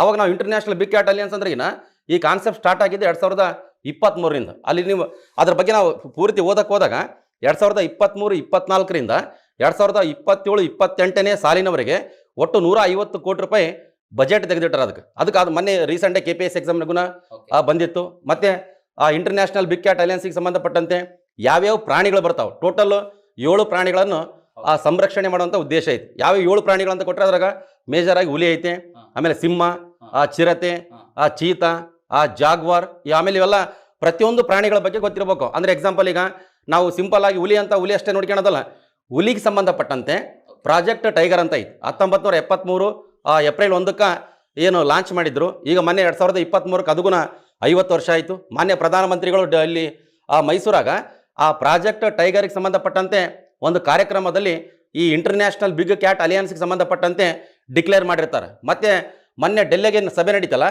ಆ ಸಭೆಯಲ್ಲಿ ವಿಶ್ವದ 9 ದೇಶಗಳ ಸಚಿವರ ಒಂದು ನಿಯೋಗಗಳಿಗೂ ಅದ್ರಾಗ ಭಾಗವಹಿಸಿರ್ತಾವ. ಅಂದರೆ ಪ್ರತಿಯೊಂದಿಗೂ ನಮಗೆ ಇಂಟರ್ನ್ಯಾಷನಲ್ ಬಿಗ್ ಕ್ಯಾಟ್ ಅಲಿಯನ್ಸ್ ಅಂತ ಕೊಟ್ಟರೆ ಪರ್ಫೆಕ್ಟಾಗಿ ಗೊತ್ತಿರ್ಬೇಕಂತ, ಎಲ್ಲ ಗೊತ್ತಿರ್ಬೇಕು. ಅದಕ್ಕೆ ಯಾವುದೇ ಸ್ಟೇಟ್ಮೆಂಟ್ ಕೊಡಲಿ, ಯಾವ ಸ್ಟೇಟ್ಮೆಂಟ್ ತಪ್ಪೈತೆ, ಯಾವ ಸ್ಟೇಟ್ಮೆಂಟ್ ಸರಿ ಐತೆ, ಸಿಂಗಲ್ ಲೈನ್ ಇಲ್ಲ, ಓನ್ಲಿ ಸ್ಟೇಟ್ಮೆಂಟ್ ವೈಸ್ ಪ್ರಶ್ನೆ ಪರ್ಫೆಕ್ಟ್ ಆದ್ರಿಗಿನ ನಾವು ಈಸಿಯಾಗಿ ಅದಕ್ಕೆ ಸಂಬಂಧಪಟ್ಟ ಪ್ರಶ್ನೆ ಯಾವುದೇ ಬರಲಿ ಟಿಕ್ ಹಾಕಂತ ಕೆಪಾಸಿಟಿ ಬರ್ತದೆ. ಈಗ ಮತ್ತೆ ರೀಸೆಂಟಾಗಿ ಮತ್ತೆ ಕರ್ನಾಟಕ ಹೈಕೋರ್ಟಿನ ಮುಖ್ಯ ನ್ಯಾಯಾಧೀಶರಿಗೂ ನೇಮಕ ಆದರು. ನ್ಯಾಯಮೂರ್ತಿ ವಿಭು ಬಕ್ರೋ ಅಂತ ಕೇಸ್. ನಾವೇನು ಮಾಡ್ತೀವಿ, ಕರ್ನಾಟಕ ಹೈಕೋರ್ಟಿನ ಮುಖ್ಯ ನ್ಯಾಯಾಧೀಶರು ಯಾರು ಇಷ್ಟೇ ಓದೋದಲ್ಲ, ಈಗ ನೇಮಕ ಮಾಡ್ಯಾರ ಅಂದ್ರಿಗಿನ ಯಾರು ಮಾಡ್ಯಾರ, ಮಾನ್ಯ ರಾಷ್ಟ್ರಪತಿಗಳು. ಬಟ್ ಯಾರು ರೆಕಮೆಂಡ್ ಮಾಡ್ಯಾರ, ಕೋಲಿಜಿಯಂ ಅಂತ ಸಮಿತಿ ಐತಿ, ಆ ಕೋಲಿಜಿಯಂ ಸಮಿತಿ ಬಗ್ಗೆ ಪರ್ಫೆಕ್ಟ್ ಆಗಿ ಅಪ್ಡೇಟ್ ಆಗಬೇಕು. ಆ ಕೋಲಿಜಿಯಂ ಸಮಿತಿಯಾಗ ಸುಪ್ರೀಂ ಕೋರ್ಟಿನ ಮುಖ್ಯ ನ್ಯಾಯಾಧೀಶರು ಮತ್ತೆ 4 ಜನ ಹಿರಿಯ ನ್ಯಾಯಾಧೀಶರು, ಟೋಟಲ್ 5 ಜನ ಒಂದು ಸಮಿತಿ ಇರ್ತದೆ. ಅವರು ಶಿಫಾರಸು ಮಾಡ್ತಾರೆ ಮಾನ್ಯ ರಾಷ್ಟ್ರಪತಿಗಳಿಗೆ, ಬಟ್ ಡೈರೆಕ್ಟ್ ಆಗಿ ಮಾಡೋದಲ್ಲ, ಕೇಂದ್ರ ಕಾನೂನು ಸಚಿವಾಲಯಕ್ಕೆ ಮಾಡ್ತಾರೆ, ಅಲ್ಲಿಂದ ಅವರಿಗೆ ರಾಷ್ಟ್ರಪತಿಗೆ ಆ ಲೆಟರ್ ಓದ್ತದೆ. ಅಂದ್ರೆ ಇವೆಲ್ಲ ಪ್ರತಿಯೊಂದು ಹೆಂಗಿರ್ಬೇಕಂದ್ರೆ ಯಾವುದೇ ಬರಲ್ಲ. ಈಗ ಆ ಹ್ಯೂಮನ್ ಡೆವಲಪ್ಮೆಂಟ್ ಇಂಡೆಕ್ಸ್ ರಿಪೋರ್ಟ್ ಆಗಿರ್ಬೋದು, ಅದಕ್ಕೆ ಸಂಬಂಧಪಟ್ಟ ನಮ್ಮ ಭಾರತ ಎಷ್ಟನೇ ರ್ಯಾಂಕ್ನಾಗ ಐತಿ ಅಷ್ಟೇ ಅಲ್ಲ, ಟೋಟಲ್ ಕಂಪ್ಲೀಟ್ ಅದ್ರ ಬಗ್ಗೆ ಇನ್ಫಾರ್ಮೇಶನ್ ಗೊತ್ತಿದ್ರೆ ಮಾತ್ರ ನಾವು ಪ್ರಚಲಿತ ಘಟನೆಗಳನ್ನು ನಾವು ಇದು ಕ್ರ್ಯಾಕ್ ಮಾಡೋಕ್ಕೆ ಸಾಧ್ಯ ಆಗ್ತದೆ. ಮತ್ತೆ ನಮಗೆ ಮುಖ್ಯವಾಗಿ ಕೆಲವೊಂದು ಇಂಪಾರ್ಟೆಂಟ್ ಮ್ಯಾಗ್ಝಿನ್ಸ್ ಇದಾವೆ. ಎಕ್ಸಾಂಪಲ್ ಏನಂತ ಕೊಟ್ರಿಗಿನ ಮಾರ್ಚ್ ಆಫ್ ಕರ್ನಾಟಕ, ಇಲ್ಲಂದ್ರಿಗಿನ ವಾರ್ತಾ ಜನಪದ, ಇವು ಫ್ರೀ ಸಿಗ್ತಾವೆ. ಮತ್ತೆ ಡೈಲಿ PIB ಅಂತ ಬರ್ತದೆ, ಪ್ರೆಸ್ ಇನ್ಫಾರ್ಮೇಷನ್ ಬ್ಯೂರೋ, ಅದ್ರಾಗ ಎಲ್ಲ ಕೇಂದ್ರ ಸರ್ಕಾರಕ್ಕೆ ಸಂಬಂಧಪಟ್ಟು ಎಲ್ಲ ಅಪ್ಡೇಟ್ ಆಗಿರ್ತವೆ. ಪ್ರತಿಯೊಂದಕ್ಕೂ ಅಪ್ಡೇಟನ್ನು ನಾವು ಗಮನಿಸ್ತಿರ್ಬೇಕು. ಅವಾಗ ಡೈಲಿ ಮತ್ತೆ ಪ್ರಜಾವಾಣಿ ಪತ್ರಿಕೆ ಇಂಪಾರ್ಟೆಂಟು, ವಿಜಯ ಕರ್ನಾಟಕ, ದ ಹಿಂದೂ ಪತ್ರಿಕೆ, ದಿನಪತ್ರಿಕೆಗಳನ್ನು ಓದಿದ್ರಿಗಿನ ನಾವು ಬೇರೆ ಬೇರೆ ಸಬ್ಜೆಕ್ಟ್, ಎಕ್ಸಾಂಪಲ್ ಈಗ ಆ ಸಂವಿಧಾನಕ್ಕೆ ಸಂಬಂಧಪಟ್ಟಂತೆ ಆಂತರಿಕ ತುರ್ತು ಪರಿಸ್ಥಿತಿ ಅದಕ್ಕೂ ಗೊತ್ತಾಗ್ಬಿಡ್ತದ, ಇಲ್ಲ ಎಕನಾಮಿಕ್ಸ್ಗೆ ಸಂಬಂಧಪಟ್ಟಂತ ಬೇರೆ ಯಾವುದೇ ಬರಲಿ. ಈಗ MPC ಮೀಟಿಂಗ್ ನಡೀತಿ, ಮೊನ್ನೆ MPC ಮೀಟಿಂಗ್ ನಡೆದಕ್ಕೆ ಆ ರೆಪೋ ರೇಟ್ ಅನ್ನು ಏನು ಮಾಡಿದ್ರು, ಕಡಿಮೆ ಮಾಡಿದ್ರು. ಅಂದ್ರೆ ಎಕನಾಮಿಕ್ಸ್ಗೂ ಅಲ್ಲಿ ಕವರ್ ಆಗಿಬಿಡ್ತದೆ. ಅಷ್ಟು ಪ್ರಮುಖ ಪ್ರಚಲಿತ ಘಟನೆಗಳಂದ್ರೆ ಏನು ಅಂದ್ರೆ ನೀವು ಯಾವುದೇ ಸ್ಪರ್ಧಾತ್ಮಕ ಪರೀಕ್ಷೆಗಳಿಗೆ ಪ್ರಿಪೇರ್ ಆಗ್ಬೇಕಾದ್ರೆ PYQs ನ ಒಂದು ಥೀಮಲ್ಲಿ ಇಟ್ಕೊಂಡು, ಅಂದ್ರೆ ಹೆಂಗ್ ಕ್ವೆಶನ್ಸ್ ಕೇಳಿದಾರೆ, ಅದು ಕರೆಂಟ್ ಅಲ್ಲಿ ನ್ಯೂಸ್ ಅಲ್ಲಿ ಇದೆಯಾ ಇಲ್ವಾ, ಆ ಕರೆಂಟ್ ಅಲ್ಲಿ ನ್ಯೂಸ್ ಅಲ್ಲಿ ಇರೋದ್ರಿಂದ ಸ್ಟಾಟಿಕ್ ಕನೆಕ್ಟ್ ಮಾಡ್ಕೋಬೇಕು. ಹೌದು, ಈ ತರ ಕನೆಕ್ಟ್ ಮಾಡ್ಕೊಂಡ್ವಿ ಅಂತ ಹೇಳಿದ್ರೆ ಎಕ್ಸಾಮ್ಸ್ ಓದೋದು, ಎಕ್ಸಾಮ್ಸ್ ಕ್ಲಿಯರ್. ರೀಸೆಂಟ್ ಆಗಿ ಸೈನ್ಸ್ ಅಂಡ್ ಟೆಕ್ನಾಲಜಿ ಸಂಬಂಧಪಟ್ಟಂತೆ ಶುಭಾಂಶು ಶುಕ್ಲಾ ಅವರು ಮೊನ್ನೆ ಬಾಹ್ಯಾಕಾಶಕ್ಕೆ ಹೋಗಿ ವಾಪಸ್ ಬಂದ್ರು. ಅಂದ್ರೆ ಅದಕ್ಕೆ ಸಂಬಂಧಪಟ್ಟಂತಗೂ ಫುಲ್ ಪರ್ಫೆಕ್ಟ್ ಆಗ್ಬಿಡಕ್ ನಾವು, ಅಂದ್ರೆ ವಿಜ್ಞಾನ ಮತ್ತು ತಂತ್ರಜ್ಞಾನಗೂ ಅಲ್ಲಿ ಕವರ್ ಮಾಡ್ಕೋಬೇಕು. ಅಂದ್ರೆ ಪ್ರಚಲಿತ ಘಟನೆಗಳನ್ನು ಹಿಡ್ಕೊಂಡು ಪರ್ಫೆಕ್ಟ್ ಆಗಿ ಓದಿಬಿಟ್ರಿಗಿನ ಎಲ್ಲಾ ಸಬ್ಜೆಕ್ಟಿಗೆ ಸಂಬಂಧಪಟ್ಟಂತ ಇನ್ಫಾರ್ಮೇಶನ್ ಸಿಗ್ತದಂತ. ಎಲ್ಲ ಒಂದು ಸಬ್ಜೆಕ್ಟ್ಗಳ ಒಂದು ತಾಯಿ ಅಂದ್ರೂ ತಪ್ಪಾಗಿಲ್ಲ. ಹೆಡ್ ಮಾಸ್ಟರ್ ಇದ್ದಂಗೆ ಘಟನೆಗಳು ಅಂತ ಹೇಳಿದ್ರೆ ಕಮ್ಸ್ ಅಂಡರ್ ಎವ್ರಿ. ಹೌದು ಸರ್, ಇಲ್ಲಿ PYQs ಹೇಳಿದ್ರು. ಈಗ ಸರ್ ಹೇಳ್ದಂಗೆ ಕರೆಂಟ್ ಅಫೇರ್ಸ್ ಓದೋದಿರಲಿ, ಸಂವಿಧಾನ ಓದೋದಿರಲಿ, ಸೈನ್ಸ್ ಓದೋದಿರಲಿ, ಸೈನ್ಸಿಗೆ ಬರ್ತೀನಿ. ಬಟ್ ಸರ್ PYQs ಇಂಪಾರ್ಟೆನ್ಸ್ ಹೇಳಿದ್ರಲ್ಲ, so what is the importance of PYQ sir? ಎಷ್ಟು ವರ್ಷದ ಕ್ವೆಶನ್ ಪೇಪರ್ಸ್ ಬಿಡಿಸ್ಬೇಕು ನಾವು? ಈಗ ಅಲ್ಟಿಮೇಟ್ಲಿ ಎಲ್ಲ ಎಕ್ಸಾಮ್ಸ್ ನಡೆಸ್ತಕ್ಕಂಥದ್ದು 1000 ಮೇಲೆ ಪ್ರಶ್ನೆ ಪತ್ರಿಕೆಗಳಿದಾವೆ. ಹೆಂಗ್ ಸಾಲ್ವ್ ಮಾಡೋದು ಕ್ವೆಶನ್ ಪೇಪರ್ಸ್? ಅಷ್ಟು ಕ್ವೆಶನ್ಸ್ ಆಗ್ತವೆ, ಅಷ್ಟು ಆಪ್ಷನ್ಸ್ ಇರ್ತವೆ. How to remember all those and what is the importance of PYQs in the preparation of this competitive examination sir? See, first and foremost, I am the beneficiary of the PYQs. ಅದರ ಫಲಾನುಭವಿ ನಾನು. ನಿಮಗೆಲ್ಲ ಗೊತ್ತಿರುತ್ತೆ, sub inspector ಆಗಿ UPSC exams clear ಮಾಡೋದು ಅಷ್ಟು easy ಇಲ್ಲ. ನಾನು ಏನಕ್ಕೆ ಎಕ್ಸಾಮ್ ಹೇಗೆ ಕ್ಲಿಯರ್ ಮಾಡಿದ್ದೀನಿ? Not only sub inspector sir, without English, coming from a rural background, aspiring to be an IAS ಅಲ್ಲ, ಐಟಲ್ ಯಾರು ಒಬ್ಬ ಕನ್ಸ್ ಕಾಣ್ತು ನಾನು IAS ಆಗ್ಬೇಕು, ಆ ಬ್ಯಾಕ್ ಗ್ರೌಂಡ್ ಇದೆ, ಐ ಸೆಲ್ಯೂಟ್ ಯು. ಸೊ ಅಂತದ್ರಲ್ಲಿ ನೀವು you are the pride for Karnataka. So ಹಾಗಾಗಿ ಪ್ಲೀಸ್ ನಿಮ್ಮ HYT ಅಥವಾ ಈ ಕ್ವೆಶನ್ ಪೇಪರ್ಸ್ ಇಂಪಾರ್ಟೆನ್ಸ್ ಇದೆಯಲ್ಲ, ವೆರಿ ವೆರಿ ಎಸೆನ್ಷಿಯಲ್. ಸೊ ಹಾಗೆ ಕೂಲಂಕುಷವಾಗಿ ಒಂದು ಸ್ವಲ್ಪ ಹೇಳಿ sir. I always believe in evidence and examples. ಈಗ ಬಹುಶಃ ನಾನು ಕ್ಲಿಯರ್ ಮಾಡಿದ್ದು ನನ್ನ previous year question paper identity topic. ಒಂದು ಎಕ್ಸಾಂಪಲ್ ಕೊಡ್ತೀನಿ. Just 3 days back industrial extension of question paper ಬಂತು. ಅಲ್ಲಿ ಕ್ವೆಶನ್ ಪೇಪರ್ ಫಿಲಡೆಲ್ಫಿಯಾ ಕಾರ್ಡ್ ಅಂತ ಒಂದು ಬಂದಿದೆ. ಆ ಕ್ವೆಶನ್ ಎಲ್ಲಿಂದ ಬಂತು? RTO ನಾನ್ HK question paper. Just 15 days ಬೇಕಾಗಿತ್ತು. ನಿಮಗೆ ಗೊತ್ತಿದೆ, ಜನರಲ್ ಸ್ಟಡೀಸ್ ಅಲ್ಲಿ 1 ಮಾರ್ಕ್ಸ್ ತೆಗೆಯಕ್ಕೆ 100 ಪೇಜ್ ಓದಬೇಕಾಗುತ್ತೆ. ಆದ್ರೆ ನೀವು RTO question paper just 10 page ಇದೆ. 10 ಪೇಜ್ ನೋಡ್ಕೊಂಡ್ ಬಂದಿದ್ರೆ ಫಿಲಡೆಲ್ಫಿಯಾ ಕಾರ್ಡ್ ಮೇಲೆ 3 ಕ್ವೆಶನ್ ಇಂಡಸ್ಟ್ರಿಯಲ್ ಎಕ್ಸ್ಟೆನ್ಷನ್ ಆಫೀಸರ್ ಮೇಲೆ ಬಂದಿದೆ. ಅಂದ್ರೆ ಫಿಲಡೆಲ್ಫಿಯಾ ಕಾರ್ಡ್ 3 ಮಾರ್ಕ್ಸ್ ಅನ್ನು ಕೊಡ್ತು. ಎಲ್ಲಿಂದ ಬಂತದು? RTO ಕ್ವೆಶನ್ ಪೇಪರ್ ಅಂತ ಬಂತು. ಒನ್ ಥಿಂಗ್ ಸರ್, ನೀವು ಎಲ್ಲ ಕ್ವೆಶನ್ ಪೇಪರ್ ನಾಟ್ ನೆಸೆಸರಿ. ನಮಗೆಲ್ಲ ಮೂಲತಃ ಯಾರು? Central government exams, CAPF, CDS, ತದನಂತರದಲ್ಲಿ NDA question paper, UPSC prelims question paper. Sir, UPSC prelims question paper cut, copy, paste, ಅವನ ಆಪ್ಷನ್ಸ್ ಚೇಂಜ್ ಮಾಡಲ್ಲ. ಒಂದು ಎಕ್ಸಾಂಪಲ್, ಈಗ ಎಲ್ಲ ವೆರಿಫೈ ಮಾಡಬೇಕು. ಈಗ ಯಾರು ವ್ಯೂಸ್ ಮಾಡ್ತಿದಾರಲ್ಲ, whether we are telling truth or not, people has to verify. ಹೋಗಿ industrial extension officer question paper open ಮಾಡಿ, ಈ ಇಸ್ರೇಲ್ ಜೊತೆಗೆ ಬಾರ್ಡರ್ ಹಂಚಿಕೊಂಡಿರೋ ದೇಶಗಳು 2012-13 ಬಂದಿತ್ತು. ನೇರವಾಗಿ ಕಟ್ ಕಾಪಿ ಪಾಸ್ಟ್ ಮಾಡಿದ್ದಾರೆ. ಸರ್, ಕ್ವೆಶನ್ ಪೇಪರ್ ಕಾಪಿ ಮಾಡ್ತಾರೆ ಅಂದ್ರೆ ನೀವೇ ಕಾಪಿ ಮಾಡ್ತಾ ಇಲ್ಲ. Point number 1. ಪಾಯಿಂಟ್ ನಂಬರ್ 2 ಏನಂತಂದ್ರೆ, ಅವನಿಗೆ ಕೆಲವೊಂದು ಏರಿಯಾಗಳು ಫೇಮಸ್ ಇದಾವೆ. ಸರ್, ಫಿಲಡೆಲ್ಫಿಯಾ ಕಾರ್ಡ್ ಬಿಟ್ಟು ಬೇರೆ ಕಾರ್ಡ್ ಇಲ್ವಾ? ಇದೆ, ಕೇಳಲ್ಲ. ಇದಾಯ್ತು. ನೆಕ್ಸ್ಟ್ ಇನ್ನೊಂದು ಕ್ವೆಶನ್, ಮುಖ್ಯಮಂತ್ರಿಗಳ ಕಾರ್ಯಗಳನ್ನು ಸೂಚಿಸುವಂತಹ ಆರ್ಟಿಕಲ್ ಯಾವುದು ಅಂತ ಕೇಳಿದ್ರೆ definitely it is very difficult to remember. ನಾವು ಈಗ ನಾವು ಸಾಧಕ ಅಂದ್ರೆ ನಮ್ಗೆಲ್ಲ ಗೊತ್ತಿರಲ್ಲ, UPSC ಕ್ಲಿಯರ್ ಮಾಡಿದ್ರೆ ನಮ್ಗೆಲ್ಲ ಗೊತ್ತಿರಲ್ಲ, ನಾವು ಎಲ್ಲರ ತರನೇ. ಸೀರಿಯಸ್ಲಿ ಏನಿದು ಕ್ವಶನ್ ಅಂತ ನೋಡಿದಾಗ industrial extension officer question 2017 KPSC AE paper. ನಾನು UPSC ಹೋಗಂತ ಹೇಳ್ತಾ ಇಲ್ಲ, KPSC ಅಸಿಸ್ಟೆಂಟ್ ಇಂಜಿನಿಯರ್ ಎಕ್ಸಾಮ್ ಅಲ್ಲಿ ಮುಖ್ಯಮಂತ್ರಿಗಳ ಕರ್ತವ್ಯಗಳನ್ನು ಸೂಚಿಸುವಂತಹ ಆರ್ಟಿಕಲ್ ಯಾವುದು ಅಂತ ಕೇಳಿದ್ದಾರೆ. ನೀವು 2017 ಪೇಪರ್ ನೋಡಿದ್ರೆ ಇಲ್ಲಿ ಎಕ್ಸ್ಟ್ರಾ 1 ಮಾರ್ಕ್ಸ್ ಸಿಕ್ತು. ಸರ್ ಅದು ನೀವು ಹೇಳ್ಬೋದಲ್ಲ ಸರ್, ಪುಸ್ತಕದಲ್ಲಿ ಕೊಟ್ಟಿದೆ ನೆನ್ಪಿಡಕ್ಕಾಗುತ್ತೆ, ಪುಸ್ತಕದಲ್ಲಿ ಎಲ್ಲವೂ ಕೊಡುತ್ತೆ. It is highly difficult to remember each and everything. I always believe aspirants are human beings. ಅವರು ದೇವಮಾನವರು ಅಲ್ಲ. ಸೊ ಇದು PYQ ಮತ್ತು HYT ಗಳ ಸಾಮರ್ಥ್ಯ ಒಂದು. ಸರ್ ನೆಕ್ಸ್ಟ್ ಸರ್ ಎಲ್ಲವೂ HYT ಇಂದ ಬರುತ್ತಾ, ಎಲ್ಲೋ PUC. ಈಗ HYT ಅಂದ್ರೆ ಏನು ಸರ್? ಸರ್ ನೋಡಿ, ಹೈ ಯೀಲ್ಡಿಂಗ್ ಟಾಪಿಕ್ ಅಂತ. What you mean by that high yielding topic ಅಂದ್ರೆ ಈಗ ನೋಡಿ, ನಾವು ಮನುಷ್ಯನಿಗೆ ಈಗ ಒಬ್ಬರನ್ನ ಸಾಯಿಸಬೇಕು ಅಂತ ಪ್ಲಾನ್ ಮಾಡ್ತೀವಿ. ಒಂದು ಎಕ್ಸಾಂಪಲ್, ನೀವು ಕಾಲಿ ಬಿಡಿದ್ರೆ ಅವ್ನು ಬೆಳಗ್ಗೆಯಿಂದ ಸಾಯಂಕಾಲ ಕೂಡ ಹೊಡೆದ್ರು ಸಾಯಲ್ಲ.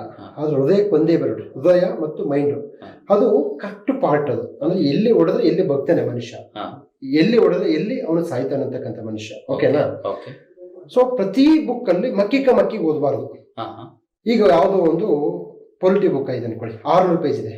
ಓಕೆ, ಫಸ್ಟ್ ಪೇಜ್ ಅಲ್ಲಿ ಓದಬೇಕಾಗಿರ್ತಕ್ಕಂತಹ ಶಕ್ತಿ 600 ಪೇಜ್ ಅಲ್ಲಿ ಇರಲ್ಲ. ಈ ಪಾಲಿಟಿ ಬುಕ್ ತಗೊಂಡ್ವಿ ಅಂದ್ರೆ ನಮ್ಗೆ ಹಿಸ್ಟಾರಿಕಲ್ ಬ್ಯಾಕ್ ಗ್ರೌಂಡ್ ಅಂದ್ರೆ ಎಲ್ಲಾ ಚಾರ್ಟರ್ ಆಕ್ಟ್ ಅಲ್ಲಿ ಇರೋ ಪ್ರತಿಯೊಂದನ್ನು ಹೇಳ್ಬಿಡ್ತೀವಿ ಸರ್. ಬಟ್ ಅಮೆಂಡ್ಮೆಂಟ್ ಆರ್ಟಿಕಲ್ ರಿಲೇಟೆಡ್ ಬರುತ್ತೆ, ಬಟ್ ಆಲ್ಸೋ ಎಲ್ಲೋ ಒಂದ್ ಸ್ವಲ್ಪ ಇಡುವಂತ ಚಾನ್ಸಸ್ ಜಾಸ್ತಿ. ಅಂದ್ರೆ ಲಾಸ್ಟ್ ಅಲ್ಲಿ ಓದುವಂತಹ ಸಾಮರ್ಥ್ಯ ಅನ್ನೋದಕ್ಕಿಂತ ಆಸಕ್ತಿ ಕಮ್ಮಿ ಆಗ್ಬಿಟ್ಟಿರುತ್ತೆ. ಓಕೆ, ಸೊ ಹಂಗಿದ್ರೆ ಈಗ ಕ್ವೆಶ್ಚನ್ ಪೇಪರ್ ಯಾವಾಗ ಬರ್ಬೇಕು? ಈಗ ನಾನೊಬ್ಬ ಫ್ರೆಶ್ ಆಸ್ಪಿರೆಂಟ್ ಅಂತ ಅಂದ್ಕೊಂಡ್ವಿ ಅಂದ್ರೆ, ಈಗ as an aspirant if I ask ಅಂದ್ರೆ ಕ್ವೆಶ್ಚನ್ ಪೇಪರ್ ತಗೋತೀವಿ, ಬಿಡಿಸ್ತಾ ಕೂತ್ಕೊಂಡು ನಂಗೆ ಆರ್ಟಿಕಲ್ ಅಂದ್ರೆ ಏನಂತಾನೆ ಗೊತ್ತಿಲ್ಲ. If sir the disaster is engineering graduates ಇರ್ತಾರೆ, ಮೆಡಿಕಲ್ ಮಾಡಿರ್ತಾರೆ, ಬೇಸಿಕ್ ಫಂಡಮೆಂಟಲ್ ರೈಟ್ಸೇ ಗೊತ್ತಿಲ್ಲ. ಇಫ್ ಇನ್ಫ್ಯಾಕ್ಟ್ ನಮ್ಮೇ ತಗೊಂಡ್ರು ಈಚೆ ಹೆಂಗ್ ಯಾವ ಕ್ವೆಶ್ಚನ್ ಪೇಪರ್ ನೋಡೋದು? ಯಾವಾಗ HYT ಹೈ ಯೀಲ್ಡಿಂಗ್ ಥೀಮ್ಸ್ ಅಂತ ಏನ್ ಹೇಳಿದ್ವಿ ಅಂದ್ರೆ ಮೋಸ್ಟ್ ಇಂಪಾರ್ಟೆಂಟ್ ಕ್ವೆಶನ್ಸ್. 2 ಕ್ವೆಶನ್ ಇದೆ ಸರ್ ನಂದು. ಒಂದು, ಎಷ್ಟು ವರ್ಷದ ಕ್ವೆಶ್ಚನ್ ಪೇಪರ್ ನೋಡ್ಬೇಕು, ಯಾವ ಕ್ವೆಶ್ಚನ್ ಪೇಪರ್ ನೋಡ್ಬೇಕು. ಎರಡನೇದು, ಯಾವ ಕ್ವೆಶ್ಚನ್ ಪೇಪರ್ ನೋಡ್ಬೇಕು ಅಂದ್ರೆ right time to solve the question paper. ಖಂಡಿತ ಇದು ಬಹಳ ಒಳ್ಳೆ ಪ್ರಶ್ನೆ. ಬಹಳಷ್ಟು ಬಾರಿ ನಾನೊಬ್ಬ ಸ್ಪರ್ಧಾರ್ಥಿ ಹೇಳ್ತೀನಿ, ನನಗೆ 1 ದಶಕಗಳ ಅನುಭವ ಇದೆ, ಎಲ್ರಿಗೂ ಇಲ್ಲೆಲ್ಲ ಅನುಭವ ಇದೆ. ನಿಜ ಹೇಳ್ತೀನಿ, 3 ರಿಂದ 4 ವರ್ಷ ಆದ್ಮೇಲೆ ರಿವೈಸ್ ಮಾಡಿ ಅಂತ ಹೇಳೋದು ಈಸಿ, ಬಟ್ ಮಾಡೋದು ಕಷ್ಟ. ಸೊ 2 ರಿಂದ 3 ವರ್ಷ ಆದ್ಮೇಲೆ ಯಾರ್ಯಾರಿಗೆ ನಿಮ್ಗೆ ಓದಕ್ಕೆ ಸ್ವಲ್ಪ ತುಂಬಾ ಬೇಜಾರಾಗಿದೆ, ನಮ್ಗೆ ಓದಕ್ಕೆ ಹೋಗ್ತಿಲ್ಲ, ಇಂಟ್ರೆಸ್ಟ್ ಬರ್ತದೆ, ದಯವಿಟ್ಟು ನೀವು ಕ್ವಶನ್ ಪೇಪರ್ ಕಡೆ ಹೋಗಿ. ನಾನು ಇದನ್ನ ಹೇಳ್ತೀನಿ, ಫಸ್ಟ್ ಸ್ಟೇಟ್ ಬುಕ್ಸ್ ಓದ್ತೀರಾ ಓದಿ, ತಪ್ಪಿಲ್ಲ. ಆ ಥರ ಬುಕ್ಸ್ ಓದ್ತೀರಾ ಓದಿ, ಅಲ್ಲಿ ನೀವು ಬೇಸಿಕ್ ಸ್ಟ್ರಾಂಗ್ ಮಾಡ್ಕೊಳ್ಳಿ. ಅದಾದ ನಂತರದಲ್ಲಿ ಈಗ ಫಿಲಡೆಲ್ಫಿಯಾ ಕಾರಿಡಾರ್ ಹೇಗೆ, ಈಗ ನೀವು ಎಕ್ಸಾಮ್ ಆದ್ಮೇಲೆ ಹೇಳ್ಬೋದು ಇಲ್ಲಿಂದ ಬಂತು ಅಲ್ಲಿಂದ ಬಂತೆ, ಎಕ್ಸಾಮ್ ಹಾಕಿನ ಮುಂಚೆ ಹೇಳ್ಬೇಕಲ್ವಾ? That is my point. Exam ಆದ್ಮೇಲೆ ಪೋಸ್ಟ್ ಮಾರ್ಟಮ್ ಅನಾಲಿಸಿಸ್ ಯಾರಾದ್ರೂ ಮಾಡ್ಬೋದು, ನಾನು ನೋಡಿ ಅಲ್ಲಿ ಬಂತು ಇಲ್ಲಿ ಬಂತು ಅಂತ. ಬಟ್ ನನ್ನ ಪಾಯಿಂಟ್ ಎಕ್ಸಾಮ್ಗಿಂತ ಮುಂಚೆ ಹೇಳ್ಬೇಕು ಅಟ್ಲೀಸ್ಟ್ ಎಕ್ಸಾಮ್. ಸೊ ಈ ನಿಟ್ಟಿನಲ್ಲಿ ಕನಿಷ್ಠ ಅಂದ್ರೆ 5 ವರ್ಷದ ಪತ್ರಿಕೆ. ಈಗ 2025 2020ರವರೆಗೂ ಎಲ್ಲ ಸೆಂಟ್ರಲ್ ಗೌರ್ಮೆಂಟ್ ಎಕ್ಸಾಮ್ ಕ್ವಶನ್ ಪೇಪರ್ನ ಪ್ರಾಮಾಣಿಕವಾಗಿ ನೋಡ್ಕೊಂಡ್ ಬರ್ಬೇಕು. ಪ್ರಾಮಾಣಿಕತೆ ಅಂತ ಹೇಳ್ತಿದ್ದೀನಿ ಸರ್. ಎಲ್ಲರ ಕ್ವಶನ್ ಬ್ಯಾಂಕ್ ಇದೆಯಲ್ಲ, ಈಸಿ ಅಂತ ಅನ್ಬೋದು, ಈಸಿ ಇಲ್ಲ ಅದು. ಏನಕ್ಕೆ ಅಂತಂದ್ರೆ ನೋಡಕ್ ಈಸಿ, ಡಿಕೋಡ್ ಮಾಡೋದು ಕಷ್ಟ. ಈ ನಿಟ್ಟಿನಲ್ಲಿ ನನ್ನ ಕಡೆಯಿಂದ ಈ ಒಂದು ಏನಾದ್ರೂ ಮಾರ್ಗದರ್ಶನ ಇದ್ರೆ ಡಿಕೋಡ್ ಮಾಡ್ತಕ್ಕಂಥದ್ದು ಹೈ ಯೀಲ್ಡಿಂಗ್ ಟಾಪಿಕ್. ನೀವು ಕೇಳ್ತಾ ಇದ್ರಿ ಹೆಂಗ್ ಗೊತ್ತಾಗುತ್ತೆ ನಿಮ್ಗೆ ಹೈ ಯೀಲ್ಡಿಂಗ್ ಟಾಪಿಕ್ ಅಂತ ಹೇಳಿ ಅಂತಂದ್ರೆ, ಒಂದು, ನಾನು ಎಲ್ಲಿ ನನ್ನ ಪ್ರಕಾರ ಕ್ವಶನ್ ಪೇಪರ್ ಅಂದ್ರೆ ಅದು ಸರ್ಕಾರ ಕ್ವಶನ್ ಪೇಪರ್ ಅಷ್ಟೇ, ಬೇರೆ ಕ್ವಶನ್ ಪೇಪರ್ ಸೀರೀಸ್ ಯಾವುದು ಬೇಡ ಅಲ್ಲ. ತಗೊಳ್ಳಿ, ನಾನು ಬೇಡ ಅಂತ ಹೇಳ್ತಾ ಇಲ್ಲ, ನನಗೆ ಮೂಲ ಸಾಲ್ವ್ ಮಾಡೋದಕ್ಕೆ sir. Yes, major important. Just RTO question paper ಹೋಗಿ ನ್ಯಾಷನಲ್ ಗ್ರೀನ್ ಟ್ರಿಬ್ಯುನಲ್ ಅಂತ ಕೊಟ್ಟಿದ್ದಾರೆ. ನೀವು ಲಕ್ಷ್ಮೀಕಾಂತ್ ಬುಕ್ ಹೋಗಿ it will come at the last page ಅಂದ್ರೆ ಲಾಸ್ಟ್ ಸೆಕ್ಷನ್ ಅಲ್ಲಿ ಬರ್ತಾ ಇದೆ. ನಮ್ಗೆ ಹೇಗೆ ಗೊತ್ತಾಗುತ್ತೆ? ಯೂಶಲಿ ನಾವು ಪಾಠಗಳು ಸಹಜವಾಗಿ ಎಲ್ಲ ನಾವು ಪಾಠ ಮಾಡಬೇಕಾದ್ರೆ first preamble, fundamental rights, fundamental duties, DPSP, parliament. By the end we reach national green tribunal, our energy is going to be drained. But question ಅಲ್ಲಿಂದ ಬರುತ್ತೆ. ಅವ್ರಿಗೆ ಏನಾದ್ರು ಇದೆಯಾ ಕ್ವಶನ್? ಸರ್ ನಿಮ್ಗೆ ಹೆಂಗ್ ಗೊತ್ತಾಯ್ತು national green tribunal important? I have solved previous year question paper, it appeared 2 times. Super. So 1935 Act is A high yielding topic. HYT ಅದು ಏನಕ್ಕೆ ಅಂತಂದ್ರೆ, ಏನಾದ್ರು ಲಿಂಕ್ ಇದೆಯಾ? ಏನು ಲಿಂಕ್ ಇಲ್ಲ, ಅದು ಬಂದಿದೆ, ಅದನ್ನ ಕಂಠಪಾಠ ಹಾಕ್ಬೇಕು. 1935 Act ನ ಕಂಠಪಾಠ ಹಾಕ್ಬೇಕು. AC SAD ಮೇನ್ಸ್ ಅಲ್ಲಿ ಬಂದಿದೆ. ಈ ಇದರಲ್ಲಿ ಯಾವುದು ಇಂಡಸ್ಟ್ರಿಯಲ್ ಎಕ್ಸ್ಟೆನ್ಷನ್ ಆಫೀಸರ್ ಮೊನ್ನೆ ನಡೆದ ಪೇಪರ್ ಅಲ್ಲಿ 1935 Act ಕುರಿತು ಜವಾಹರ್ಲಾಲ್ ನೆಹರು ಏನ್ ಅಭಿಪ್ರಾಯವನ್ನು ಕೊಟ್ಟಿದ್ದಾರೆ. ಸರ್ ಇಷ್ಟೆಲ್ಲ ಹಿಂಟ್ ಕೊಡ್ತಾ ಇದ್ದಾರೆ, ನೀವು ಆ ಹಿಂಟಿನ ಅರ್ಥ ಮಾಡ್ಕೊಂಡಿಲ್ಲ ಅಂದ್ರೆ ಪ್ರಾಬ್ಲಮ್ ಇರೋದು ವಿತ್ ಯು. ಎಸ್ ಸರ್, ಒಂದ್ ರಿಕ್ವೆಸ್ಟ್. ಯೂಶಲಿ ಆಸ್ಪಿರೆಂಟ್ಸ್ಗೆ ಪೇಷನ್ಸ್ ಇರಲ್ಲ. ನೀವು 3 years 4 years ಅಂತ ಹೇಳಿದ್ರಿ, ಅವ್ರಿಗೆ ಆ ಟೈಮ್ ನ ಬ್ರೇಕ್ ಮಾಡೋಣ ಸರ್. ನಾವೇನು ನನ್ನ ರಿಕ್ವೆಸ್ಟ್ ಮೇರೆಗೆ 2020ರಿಂದ 2025 ಏನ್ ಪ್ರಶ್ನೆ ಪತ್ರಿಕೆಗಳಾಗಿದಾವಲ್ಲ ಅದನ್ನೆಲ್ಲ ದಯವಿಟ್ಟು ನೀವು ನಮ್ಗೆ ನಿಮ್ಮ ಬಿಡುವಿನ ಸಂದರ್ಭದಲ್ಲಿ ಒಂದು ಸರಿಯಾದ ಮಾರ್ಗದರ್ಶನ ಕೊಡ್ಲಿಕ್ಕೋಸ್ಕರ ಯಾವಾಗಾದ್ರೂ ನಿಮ್ ಟೈಮ್ ಆಯ್ತು ಅಂತ ಹೇಳಿದ್ರೆ ದಯವಿಟ್ಟು ಅವ್ರನ್ನ ಡಿಕೋಡ್ ಮಾಡ್ಕೊಡ್ತೀನಿ. ಖಂಡಿತ ಮಾಡ್ತೀನಿ. ಬಟ್ ನಂದು ಒಂದು ಕಂಡೀಷನ್ ಏನಂತಂದ್ರೆ, ನನ್ಗೆ ಯಾವ ಸ್ಟೂಡೆಂಟ್ಸ್ ನಾನು ಎಷ್ಟು ಎಫರ್ಟ್ ಹಾಕ್ತೀನಿ ಅವರಿಂದ ಅಷ್ಟೇ ಎಫರ್ಟ್ ಅನ್ನು ಬಯಸ್ತೀನಿ ನಾನು. Yes sir, yes. ಈಗ ನಾನು for example high yielding topic 1935 act ನೀವು ಬರಿಬೇಕು ಅಂತಂದ್ರೆ ಬರಿಬೇಕು ಸರ್. ನೀವು ಇಷ್ಟು ವರ್ಷ ಓದ್ತೀರಾ, ನೀವು ಮ್ಯಾಪ್ ವರ್ಕ್ ಹಾಕ್ಬೇಕು. ಸ್ಟ್ರೈಟ್ ಆಫ್ ಫಾರ್ಮೋಸ್ ಮ್ಯಾಪ್ ಹಾಕಿ, ಪರ್ಷಿಯನ್ ಗಲ್ಫ್ ಹಾಕಿ, ಗಲ್ಫ್ ಆಫ್ ಒಮನ್ ಹಾಕಿ, ಬಾಬಲ್ ಮಂಡೇಬ್ ಬಂದಿದೆ ಸರ್. ಇಂಡಸ್ಟ್ರಿಯಲ್ ಎಕ್ಸ್ಟೆನ್ಷನ್ ಆಫೀಸರ್ ಬಂದಿದೆ, ಬಾಬಲ್ ಮಂಡೇಬ್ ಸ್ಟ್ರೈಟ್. ಹೌದು, ಸೋಯಸ್ ಕೆನಾಲ್ ಬಂದಿದೆ, ಸ್ಟ್ರೈಟ್ ಆಫ್ ಫಾರ್ಮೋಸ್ ಬಂದಿದೆ. ಸರ್ ನಾನು ಮ್ಯಾಗ್ಝಿನ್ ಅಲ್ಲಿ ಇದೆ ಓದ್ತೀನಿ ಅಂತಂದ್ರೆ ಅದು ಮ್ಯಾಗ್ಝಿನ್ ಅಲ್ಲಿ ಇರುತ್ತೆ, ಮ್ಯಾಗ್ಝಿನ್ ಎಕ್ಸಾಮ್ ಬರೆಯಲ್ಲ. ಸೊ ಇದನ್ನು ನಾನು ಎಕ್ಸ್ಪೆಕ್ಟ್ ಮಾಡ್ತೀನಿ. ಯಾಕಂದ್ರೆ ನಾನು UPSC ಎಕ್ಸಾಮ್ ಕ್ಲಿಯರ್ ಮಾಡೋದನ್ನು ಬಂದು ನಿಮ್ಗೆ ಮಾತಾಡಿದ್ರೆ ನಾನು ಅಷ್ಟೇ, ಇದರಿಂದ ಲಾಭ ನನಗಲ್ಲ, ಅವ್ರಿಗೆ ಲಾಭ. ಹೌದು. ಸೊ ಒಂದು ಎಳ್ಳಿರನ್ನ ನೀವು ಎಳ್ಳಿರ್ ಕುಡಿಬೇಕಂದ್ರೆ ಕೊಚ್ಚಬೇಕಾಗುತ್ತಲ್ಲ. ಸೊ ಹಾಗೆ ನೀವು ಬರದಾಗ ಲಾಭ ಅಷ್ಟು, ಇದನ್ನ ಆಜ್ಞೆ ಆದ್ರೆ ಅನ್ಕೋಬಹುದು, ಕೋರಿಕೆ ಆದ್ರೆ ಅನ್ಕೋಬಹುದು. So that is what I strongly required. ಮತ್ತೆ ಬರೆದಾಗ ಟೈಮ್ ಈಸಿಯಾಗಿ ಹೋಗುತ್ತೆ. ಮತ್ತೆ ಈ ಮೂಲಕ, ಈ ವೇದಿಕೆ ಮೂಲಕ ಎಲ್ರಿಗೂ ಒಂದು ಮನವಿ ಮಾಡ್ತಾ ಇದ್ದೀನಿ, ಯಾರು ನೋಟಿಫಿಕೇಶನ್ಗೋಸ್ಕರ ಕಾಯಬೇಡಿ. ನೋಟಿಫಿಕೇಶನ್ ನಿಮಗೆ ಕಾಯ್ಬೇಕು ಸರ್. ಇವಾಗ ಏನ್ ಮಿತ್ ಅಂತ ಹೇಳಿದ್ರೆ 2 ವರ್ಷ 3 ವರ್ಷ ನೋಟಿಫಿಕೇಶನ್ ಆಗತ್ತೆ, ಅಥವಾ ಇನ್ನ ನೋಟಿಫಿಕೇಶನ್ ಆಗಿಲ್ಲ, ನೋಟಿಫಿಕೇಶನ್ ಆದ್ಮೇಲೆ ಓದೋಣ. ನೀವು ನೋಡಿದ್ರೆ ಟೈಮ್ ಸ್ಪಾನ್ 3 years ಬೇಕು ಅಂತ ಹೇಳಿದ್ರೆ, ಹುಡುಗರು ನೋಟಿಫಿಕೇಶನ್ ಆದ್ಮೇಲೆ ಓದೋಣ ಅನ್ನೋ ಮೈಂಡ್ ಸೆಟ್ ಇರುತ್ತೆ. ಬಟ್ ಎಕ್ಸಾಮ್ ಬೇಗ ಕ್ಲಿಯರ್ ಆಗ್ಬೇಕು, ಬೇಗ ಜಾಬ್ ತಗೋಬೇಕು. Because pressure important. ಈಗ 25 ದಾಟಿದ್ವಿ ಅಂದ್ರೆ ಏಜ್ ಲಿಮಿಟ್, ಫೈನಾನ್ಷಿಯಲ್ ಸ್ಟ್ರೆಸ್ ಇರುತ್ತೆ, ಫ್ಯಾಮಿಲಿ ಪ್ರೆಷರ್ ಇರುತ್ತೆ, ಸೊಸೈಟಲ್ ನಾರ್ಮ್ಸ್ ಇರ್ತವೆ. ಇದನ್ನೆಲ್ಲ ಫುಲ್ಫಿಲ್ ಮಾಡಿ ನಾವು ಎಕ್ಸಾಮ್ಗೆ ಓದ್ಬೇಕು. ಓಕೆ, ಸೊ ಟೈಮ್ ಭಾರಿ ಇಂಪಾರ್ಟೆಂಟ್ ಆಗುತ್ತೆ. ಸೊ ನೋಟಿಫಿಕೇಶನ್ಗೋಸ್ಕರ ಕಾಯೋದು ಬೇಡ ಅಂತ ನೀವು ಹೇಳ್ತೀರಾ ಸರ್? ಸರ್, ಈಗ ನಾನು ಪ್ರಾಮಾಣಿಕವಾಗಿ ಹೇಳ್ತೀನಿ, ನಾನು ಯಾವತ್ತು ನನ್ನ 10 ವರ್ಷದಲ್ಲಿ ನೋಟಿಫಿಕೇಶನ್ ಕಾದಿಲ್ಲ. ಇನ್ನೂ ಒಂದು ವಿಚಾರ, ನಾನು ರಿಸಲ್ಟ್ಗೂ ಕಾಯಲ್ಲ. ರಿಸಲ್ಟ್ ಎಕ್ಸಾಮ್ ಬರ್ತವ ಮುಗೀತು ಅಷ್ಟೇ. ಭಗವದ್ಗೀತೆಯಲ್ಲಿ ಕೃಷ್ಣ ಹೇಳ್ದಂಗೆ ಕರ್ಮಣ್ಯವಾಧಿಕಾರಸ್ತೆ ಮಾ ಫಲೇಷು ಕದಾಚನ. ಅಂದ್ರೆ ನಿನ್ ಕೆಲಸ ನೀನ್ ಮಾಡು, ಫಸ್ಟ್ ನೋಟಿಫಿಕೇಶನ್ ಯಾವಾಗಾದ್ರೂ ಆಗ್ಲಿ, ಎಕ್ಸಾಮ್ ಬಂದ್ ನೋಟಿಫಿಕೇಶನ್ ಆಗಿ ಎಕ್ಸಾಮ್ ಮಾಡಿದಾಗ ನೀನ್ ಬರೀ ಅಷ್ಟೊತ್ತಿಗೆ ನೀನ್ ರೆಡಿ ಇರಬೇಕು ಸರ್. ನೋಟಿಫಿಕೇಶನ್ ಆದ್ಮೇಲೆ ನಾನು ಓದಿ ಪಾಸ್ ಆದ ನನ್ನ ಇತಿಹಾಸದ ಪುಟದಲ್ಲಿ ಎಲ್ಲೂ ಇಲ್ಲ ಅವರು ಇಲ್ಲ. ಓಕೆ, ಸೊ ಇವಾಗಲೇ first be ready before the war comes ಅಂದಂಗೆ ಮುಂಚೆನೆ ಶಸ್ತ್ರಾಭ್ಯಾಸ, ಯುದ್ಧ ಕಾಲದಲ್ಲಿ ಶಸ್ತ್ರಾಭ್ಯಾಸ ಮಾಡೋದು ಬೇಡ, ಮುಂಚೆನೆ ರೆಡಿ ಇರೋಣ ಅಂತ ನಿಮ್ಮ ಸಲಹೆ ಸರ್. ಯುದ್ಧಕ್ಕಿಂತ ಮುಂಚೆ ಯಾರು ಹೆಚ್ಚು ಬೆವರನ್ನು ಹರಿಸ್ತಾರೋ ಅವರು ಯುದ್ಧದಲ್ಲಿ ಕಡಿಮೆ ರಕ್ತವನ್ನು ಹರಿಸ್ತಾರೆ. Yes sir, super sir. So ಆ ನಿಟ್ಟಿನಲ್ಲಿ ಟಾರ್ಗೆಟ್ 360 ಪ್ರೋಗ್ರಾಮ್ ಅಲ್ಲಿ ಶಾಂತಪ್ಪ ಸರ್ ತಮ್ಮ ಹೀಲ್ಡಿಂಗ್ ಟಾಪಿಕ್ಸ್ ಜೊತೆಗೆ 2020ರಿಂದ 2025 ವರೆಗೂ ಯಾವ ಕ್ವೆಶ್ಚನ್ ಪೇಪರ್ಸ್ ಆಗಿದೆ, NDA, CAPF, UPSC ಎಲ್ಲ ಕ್ವೆಶ್ಚನ್ ಪೇಪರ್ಸ್ ನ ಡಿಕೋಡ್ ಮಾಡಿ ಹೆಂಗ್ ಕ್ವೆಶ್ಚನ್ ಪೇಪರ್ ನ ಅಪ್ರೋಚ್ ಮಾಡಬೇಕು, ಕರೆಂಟ್ ಅಫೇರ್ಸ್ ಮತ್ತೆ ಸ್ಟಾಟಿಕ್ ನ ಹೆಂಗ್ ಲಿಂಕ್ ಮಾಡಬೇಕು, ತಮ್ಮ ಬಿಡುವಿನ ಸಂದರ್ಭದಲ್ಲಿ ಈ ಒಂದು ಮಾರ್ಗದರ್ಶನ ಕೊಡ್ಲಿಕ್ಕೆ ಒಪ್ಕೊಂಡಿದ್ದಾರೆ. ಸೊ ಇಟ್ಸ್ ಅವರ್ ಲಕ್ ಅಂತ ಭಾವಿಸ್ತೀನಿ ಸರ್ ನಾನು. And it's a pride for me also asking few tips for this preparation sir. And coming to Lal Saab sir. Sir, ಯಾವುದೇ ಎಕ್ಸಾಮ್ಸ್ ತಗೊಳ್ಳಿ, ನಿಮ್ state PCS especially science is one of the most important topic. And ಕಲಾ ಭಾಗದ ವಿದ್ಯಾರ್ಥಿಗಳಿಗೆ ನಮಗೆ chemistry, biology, physics ಸಿಕ್ಕಾಪಟ್ಟೆ vast ಅನ್ಸುತ್ತೆ. ನೋಡಿದ್ರೆ ಸರ್ PSC ಎಕ್ಸಾಮ್ಸ್ ಅಲ್ಲೆಲ್ಲ 30 ಕ್ವೆಶ್ಚನ್ 32 ಕ್ವೆಶ್ಚನ್ ಸೈನ್ಸ್ ಮೇಲೆ ಬರ್ತವೆ. ಆ ಸೈನ್ಸ್ ಒಂದು ಅರ್ಥ ಮಾಡ್ಕೊಂಡು ಓದಿಲ್ಲ ಅಂತ ಹೇಳಿದ್ರೆ ಕಷ್ಟ. ಒಂದು ಎರಡನೇದು, ಸೈನ್ಸ್ ನಾವೇನಾದ್ರು ಅಟೆಂಡ್ ಮಾಡಲಿಲ್ಲ ಅಂದ್ರೆ ಎಕ್ಸಾಮೇ ಕ್ಲಿಯರ್ ಮಾಡೋಕ್ಕಾಗಲ್ಲ ಸರ್. 35 ಕ್ವೆಶ್ಚನ್ ಸೈನ್ಸ್ ಇರುತ್ತೆ ಸರ್. ಸೊ ಸೈನ್ಸ್ಗೆ ಯಾವ ಅಪ್ರೋಚ್ ಅಲ್ಲಿ ಓದಿದ್ರೆ it would be helpful for our students? ದಯವಿಟ್ಟು ಫ್ಯೂ ಟಿಪ್ಸ್ ಸರ್. ಓಕೆ, ಒಳ್ಳೆಯದು. ನೀವು ಏನು ಫಸ್ಟ್ ಈಗ ಆರ್ಟ್ಸ್ ಅವರಿಗೆ ಸೈನ್ಸು ಭಾಳ ಕಷ್ಟ ಅಂತ ಹೇಳ್ತಿದ್ದಾರಲ್ಲ, ನಾನು ಇದನ್ನು 100% ಇದನ್ನು ನಾನು ಕೂಡ ಅಕ್ಸೆಪ್ಟ್ ಮಾಡ್ತೀನಿ. ಸರ್, ಒಂದೇ ನಿಮಿಷ, ಒಂದು ಸೈನ್ಸ್ ಕಷ್ಟ ಅನ್ನೋದಕ್ಕೆ ಮೇನ್ ಇಂಪಾರ್ಟೆಂಟ್ ಅಂದ್ರೆ 402 PSA ಆಯ್ತಲ್ಲ, ಇಲ್ಲಿ ಸ್ಟೇಟ್ಮೆಂಟ್ ರೂಪದಲ್ಲಿ ಕ್ವೆಶ್ಚನ್ಸ್ ಬಂದಿದೆ. Before that one word answers questions ಬರ್ತಾ ಇತ್ತು. ಅದು ಹೆಂಗೋ ಬಯಾಟ್ ಹೊಡೆದ್ ಬಿಡ್ತಾ ಇದ್ವಿ. ಹೆಂಗಂತಲ್ಲ ಕೊರೇಷನ್ ಪ್ರಿವೆನ್ಷನ್ ಟೆಕ್ನಿಕ್ಸ್ ಓಕೆ, ಅಥವಾ ಯಾವುದು ಸೆಲ್ ಬಗ್ಗೆ ಏನಾದ್ರು mitochondria power house of the cell, ಈ ಕೆಳಗಿನ ಅವುಗಳದ್ದು ಯಾವುದು power house of the cell, mitochondria ನಮ್ಗೆ ಈಸಿಯಾಗಿ ಸಿಗ್ತಾ ಇತ್ತು. ಬಟ್ ಇವಾಗ ಸ್ಟೇಟ್ಮೆಂಟ್ಸ್ ಅಲ್ಲಿ ಬರ್ತಿದೆ, ಅದ್ರೂ ಕೂಡ that would be the major question sir ಹುಡುಗರಿಗೆ. ಸೊ ಅಪ್ರೋಚ್ ಮತ್ತೆ ಯಾವ ರೀತಿ ಓದಬೇಕು, ಸೋರ್ಸಸ್ ಸರ್ ದಯವಿಟ್ಟು ಪ್ಲೀಸ್. 100% ಸರ್, ನೀವು ಹೇಳಿದ್ದೇನಂತಂದ್ರೆ ನಾನು ಅವಾಗಲೇ ಅದೇ ಹೇಳ್ತಾ ಇದ್ದೀನಿ, ಸೈನ್ಸನ್ನು ಕಷ್ಟ ಅಂತ ಹೇಳಿದ್ರಿ ನೀವು. ನಾನು ಅದನ್ನು 100% ಒಪ್ತೀನಿ. ಯಾಕೆ ಅಂತಂದರೆ that is a vast subject. ಮತ್ತು ನಮ್ಮ ಶಾಂತಪ್ಪ ಸರ್ ಹೇಳ್ದಂಗೆ ಏನಂತಂದರೆ ಬುಕ್ಕಲ್ಲಿ ಎಲ್ಲ ಕೊಟ್ಟಿದ್ದಾರೆ, ಬಟ್ ನಾವು ಬುಕ್ಕಲ್ಲಿ ಎಲ್ಲ ಓದೋದು ಅವಶ್ಯಕತೆ ಇಲ್ಲ. ಎಲ್ಲ ಸಬ್ಜೆಕ್ಟಲ್ಲಿ ಕೂಡ ಏನು ಕೋರ್ ಇರುತ್ತಲ್ಲ, ಅದೇ ಥರ ಸೈನ್ಸಲ್ಲಿ ಕೂಡ ಕೋರ್ ಇದೆ. ಆ ಸಬ್ಜೆಕ್ಟ್ಗಳನ್ನ, ಆ ಏರಿಯಾಗಳನ್ನ ಮಾತ್ರ ನಾವು ಅಪ್ರೋಚ್ ಮಾಡಬೇಕು. ಎಕ್ಸಾಂಪಲ್ ಇಲ್ಲ ಅಂತಂದರೆ ಸೈನ್ಸ್ ಇದೆಯಲ್ಲ, ಇದು ಬೇರೆ ಸಬ್ಜೆಕ್ಟ್ ಈ ಎಕ್ಸಾಂಪಲ್ ಹಿಸ್ಟ್ರಿ ಆಗಲಿ ಅಥವಾ ಪಾಲಿಟಿ ಆಗಲಿ ಇವೆಲ್ಲ ಏನಂತಂದ್ರೆ ಕಂಪೇರಿಟಿವ್ಲಿ ಸೈನ್ಸ್ ಅಷ್ಟು ಗ್ರೋಯಿಂಗ್ ಸಬ್ಜೆಕ್ಟ್ ಅಲ್ಲ. But science every day growth ಆಗ್ತದೆ. ನಾವು ಅಷ್ಟೆಲ್ಲ ನೆನ್ಪಿಡ್ತಕ್ಕಂಥ ಅವಶ್ಯಕತೆ ಇಲ್ಲ. ಎಕ್ಸಾಂಪಲ್ ನಾನು ನಿಮ್ಗೆ ಹೇಳ್ಬೇಕಂತಂದ್ರೆ, ಈಗ ಜಿಯೋ ಸೈಂಟಿಸ್ಟ್ ಪೇಪರ್ ನಮಗೆ ಅಲ್ಲೇನಪ್ಪ ಅಂದ್ರೆ ಬಹಳಷ್ಟು ನಮ್ಮ ಕಣ್ಣು ತೆರೆಸ್ತಕ್ಕಂಥ ಕ್ವಶನ್ ಪೇಪರ್ ಅದು. ನಮ್ಮ ಶಾಂತಪ್ಪ ಸರ್ ಹೇಳ್ದಂಗೆ ಏನಂತಂದ್ರೆ, ನಮ್ಮ ಕ್ವಶನ್ ಪೇಪರೇ ನಮಗೆ ಹಿಡಿದ ಕೈಗನ್ನಡಿ. ಸೊ ಅದರಲ್ಲಿ ಎಕ್ಸಾಂಪಲ್ ನೀವು ಹೇಳಿದ್ರಲ್ಲ, ಹೇಳ್ತೀನಿ ಎಕ್ಸಾಂಪಲ್. ಈಗ RBC ಬಗ್ಗೆ ನಾವು ಹೇಳ್ಬೇಕಂತಂದ್ರೆ RBCಗಳು ಹೇಳ್ತೀವಿ. ಆಕ್ಸಿಜನ್, ಆಮ್ಲಜನಕವನ್ನು ಸಾಗಿಸ್ತಕ್ಕಂತಹ ರಕ್ತದ ಜೀವ ಕಣ ಯಾವುದು ಅಂತ ಹೇಳ್ತೀವಿ. ಅವಾಗ RBC ಅಂತ ಅಷ್ಟೇ. ಇದನ್ನ ನಾವೇನಂತಂದ್ರೆ ಮೊದಲು ನಾವು ಬೈಪಾಟ್ ಮಾಡಿರ್ತೀವಿ ಅಥವಾ ಒನ್ ವರ್ಡ್ ಓದಿರ್ತೀವಿ.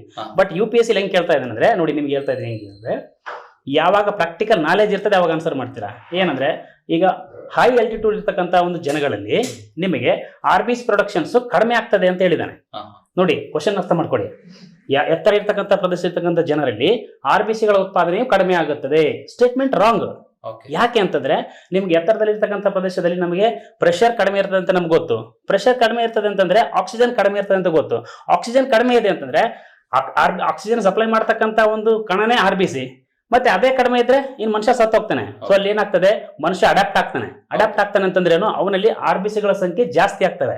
ಸೊ ಹಾಗಾದ್ರೆ ಹೈ ಆಲ್ಟಿಟ್ಯೂಡ್ ಇರ್ತಕ್ಕಂಥ ಜನರಲ್ಲಿ RBCಗಳ ಪ್ರೊಡಕ್ಷನ್ಸ್ ಕಡಿಮೆ ಆಗೋದಿಲ್ಲ, ಜಾಸ್ತಿ ಆಗ್ತದೆ. ಸೊ ಅಂದ್ರೆ ಪ್ರಾಕ್ಟಿಕಲ್ ಅಪ್ರೋಚ್. ಈಗ ಸೈನ್ಸ್ ಓದ್ಬೇಕಾದ್ರೆ ನಾವು ಎವ್ರಿಡೇ ಫಿನಾಮಿನನ್ಗೆ ಕನೆಕ್ಟ್ ಮಾಡಿ 100%. ಅಲ್ಲಿ ಏನಾದ್ರೂ ನಮ್ಮಲ್ಲಿ ಚೇಂಜಸ್ ಬದಲಾವಣೆ ಆಯ್ತು, ಯಾಕೆ ಅಂದ್ರೆ ವೈ ಅಂತ ಕ್ವೆಶ್ಚನ್ ಬಂತು ಅಂತ ಹೇಳಿ ಸೈನ್ಸ್ ನಾವು ಕನೆಕ್ಟ್ ಮಾಡ್ಕೊಂಡ್ವಿ ಅಂತ ಹೇಳಿದ್ರೆ it would be easier. 100%. Sir ಹಾಗಿದ್ರೆ ಯಾವ ಸೋರ್ಸ್ ಇಟ್ಕೊಂಡು ನಾವು ಓದ್ಕೊಳ್ಳೋದು ಸರ್? ನೋಡಿ ಸೈನ್ಸ್ ಅಂದ್ರೆ ಮಲ್ಟಿಪಲ್ ಆಥರ್ಸ್ ಅಂದ್ರೆ ಬುಕ್ಸ್ ಹೇಳ್ತಾರೆ, ಒನ್ ವರ್ಡ್ಸ್ ಅಲ್ಲಿ ಕ್ವೆಶನ್ಸ್ ಸ್ಟೇಟ್ಮೆಂಟ್ಸ್ ಇರ್ತವೆ.